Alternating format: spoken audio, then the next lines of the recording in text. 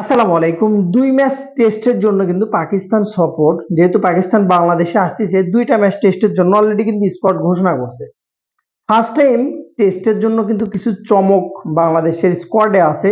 সেই চমকগুলোর নাম অবশ্যই স্কোয়াডটা আগে বলে নেই, পরবর্তীতে বিশ্লেষণ বা ডিসকাস করা যাবে। নাজমুল হোসেন শান্ত ক্যাপ্টেন, লর্ড আর বলা যাবে না শান্তকে, কারণ যে পারফরমেন্স ওয়ানডেতে দিছে যদি টেস্টে দিতে পারে তাহলে লর্ডের খাতা থেকে নামটা কেটে দেওয়া হবে। মাহমুদুল হাসান জয়, সাদমান ইসলাম, মমিনুল হক, মুশফিকুর রহিম, লিটন দাস, মেহেদী হাসান, তাইজুল ইসলাম। তাইজুল তো থাকবেই, বুঝতে পারছেন তামিম ইকবাল আছে এবং তাইজুল যথেষ্ট ভালো টেস্টে খেলে, এটা আপনাকে বলতে হবে। নাইম হাসান, ইবাদত হোসেন, শরীফুল ইসলাম, তাসকিন আহমেদ, নাহিদ রানা, তানজিদ হাসান এবং অমিত হাসান। যে নামটা স্পেশালি, দুইটা নাম, তিনটা নাম চলে আসছে, সেটা হচ্ছে যে ইবাদত ইনজুরি কাটিয়ে অনেকদিন পর ফিরছে টেস্ট দলে। দ্বিতীয়ত নাহিদ রানা থাকাটা একটা বিশেষ একটা বার্তা প্রতিপক্ষের জন্য, বিশেষ করে পাকিস্তানের জন্য। তৃতীয়ত তানজিদ হাসান এই ফার্স্ট টাইম টেস্টে কিন্তু নাম লেখাইছে এবং টেস্ট স্কোয়াডে আছে। আমি ব্যক্তিগতভাবে মনে করি নাই যে তানজিদ হাসান তামিমকে ওয়ানডে এবং টি-টোয়েন্টি বাদে টেস্টে নিয়ে আসা মানে একটা প্লেয়ারে কিন্তু বাংলাদেশের ক্রিকেটে একটা প্লেয়ারে হোন মারার জন্য কিন্তু অনেক যথেষ্ট। তার উদাহরণ যদি আপনি দেন, কায়েসের কথা যদি বলেন, সাব্বিরের কথা যদি বলেন, আপনি অনেক অনেক অনেক অনেক ক্রিকেটার কিন্তু এরকম, যেমন মমিনুলকে শুধু টেস্ট খেলে টেস্ট তকমা দিয়ে তাকে আর ওয়ানডে সুযোগ দেয় না, টি-টোয়েন্টি সুযোগ দেয় না।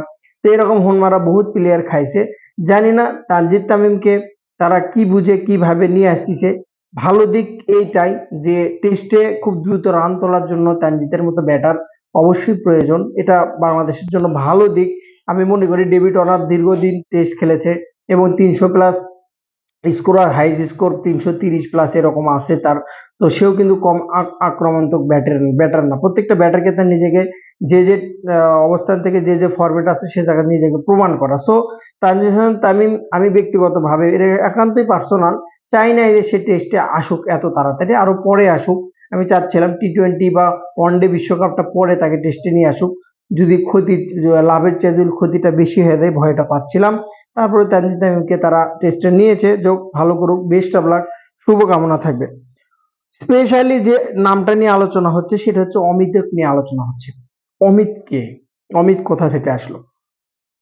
অমিত গেল প্রায় 2 থেকে 3 বছর যদি আপনি বিবেচনা করেন, সবচাইতে সেরা পারফর্মার যদি থাকে ঘরোয়া লিগের মধ্যে, সবচেয়ে সেরা পারফর্মার এবং পরিপক্ক পারফর্মার যদি থাকে সেটা হলেই অমিত হাসান, যার কিন্তু ফার্স্ট ক্লাস ক্রিকেটে অলরেডি 11টা সেঞ্চুরি আছে, 11টা সেঞ্চুরি এবং 50 আছে 17টা।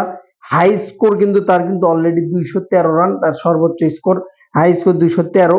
আপনি যদি এভারেজ বিবেচনা করেন 49.32 এভারেজ তার অমিত হাসানের, এবং 90 ইনিংসে সে কিন্তু রান করেছে 3650। সো একজন ন্যাশনাল টিমে যেসব প্লেয়ারদের সুযোগ দেওয়া হয় তার চাইতে অনেক হাই লেভেলে অবস্থান করছে অমিত হাসান, এবং পরীক্ষ ব্যাটার এবং খুব ভালো পাওয়ার হিটিংটাও করতে পারে। টেস্টে যদি সেটার প্রয়োজন নাই, চার্জ করেও খেলতে পারে, ক্লাসিক্যালও তার ভেতরে আছে, যে জন্য কিন্তু টেস্টে তাকে নেওয়া।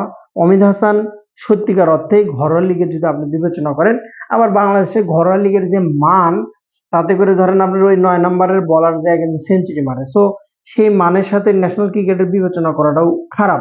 অন্য অন্য দেশ যেগুলো আছে, নিউজিল্যান্ড যদি বলেন, অস্ট্রেলিয়া বলেন, ইন্ডিয়া বলেন, তাদের ঘরোয়া লিগ এবং মোটামুটি ফার্স্ট ক্লাস ঘরোয়া লিগ, ন্যাশনাল টিম নয় পরে রাখলাম, আইপিএল বা ফার্স্ট ক্লাস যেগুলো আছে মেন পর্যায়ের যে খেলাগুলো আছে মোটামুটি সেম পর্যায়ে থাকে। বাট বাংলাদেশের ঘরোয়া লিগের অবস্থান এতটাই খারাপ যে এক মাঠে 3-4টা করে ম্যাচ হয়, মানে ধুলো উড়ে যাচ্ছে, পিচের কন্ডিশন এতই খারাপ, মনে করেন ফিল্ডিং করতে গেলে হাতে ব্যথা পাচ্ছে, পায়ে ব্যথা পাচ্ছে, ইনজুরি হচ্ছে, বেল বেড়ে গুলো হয়।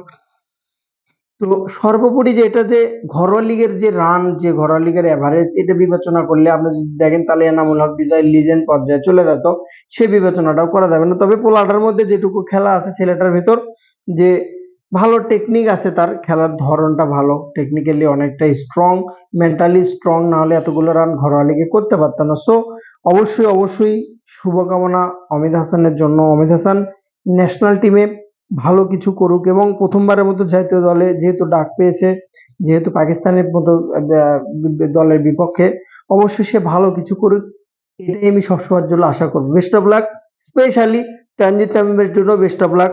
তানজিদ তামিম স্পেশালি ভালো করুক এবং তাকে কিন্তু টেস্টের দরকার আছে। তার যে ফর্ম, তার যে স্পিড, তার যে স্ট্রাইক রেট, সেটা অবশ্যই ওই অনেক সময় আমরা ডেভিড ওয়ার্নার নামলে লাঞ্চের আগে 50 দেখতে পারতাম। আমরা আশা করছি তানজিদ তামিমের ক্ষেত্রে এমনটাই কিছু একটা দেখতে পারবো টেস্টে। ভালো থাকুন, সালাম।